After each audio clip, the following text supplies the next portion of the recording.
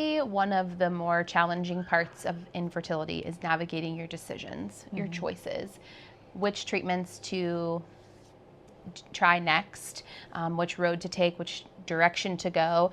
And I think something that has brought me a lot of peace is just remembering God's grace, how good he is, how gracious he is, how he can fill the gaps in the places where we've made wrong turns, where we've made wrong decisions. I think we would both say, looking back on our journey, we made some wrong turns. And sometimes we didn't know what we didn't know, or we hadn't thought about what we hadn't thought about, or things hadn't been brought to light for us, which is why we're here in general. So now that information is there and we understand more, I do believe that the Lord is going to cover us with his grace and fill the places where we have made mistakes. Yes. I mean, that is what Jesus does in our lives through salvation and through, the sins that we've committed, the mistakes that we make. He covers those things. And it's not like we're punished eternally or, like our whole life is going to be ruined because we made this mistake.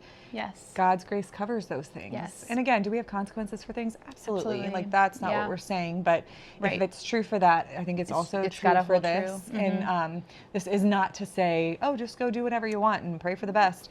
Right. But there is this element. There's no abuse of grace. No.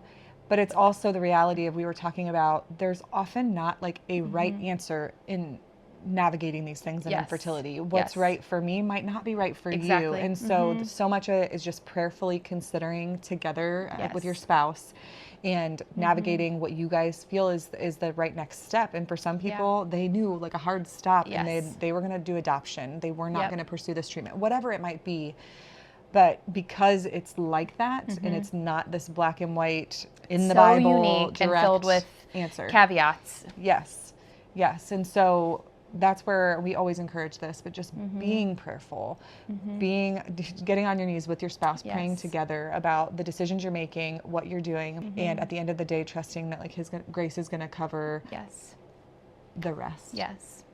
I remember having a conversation with a very wise friend, because I'm a very black and white person, someone that I consider a mentor in my life. And I'm very black and white. I'm very right or wrong. And I remember talking to her and saying, when I stand before the Lord, how am I going to answer to him for these embryos that he has gifted to me?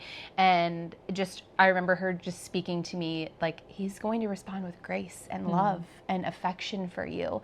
And know that you are human and you made these decisions in your humanness. So there is so much grace for that. I think that's brought me so much peace, and something that I'm still having to anchor myself to because I'm still in the journey. So his grace is sufficient.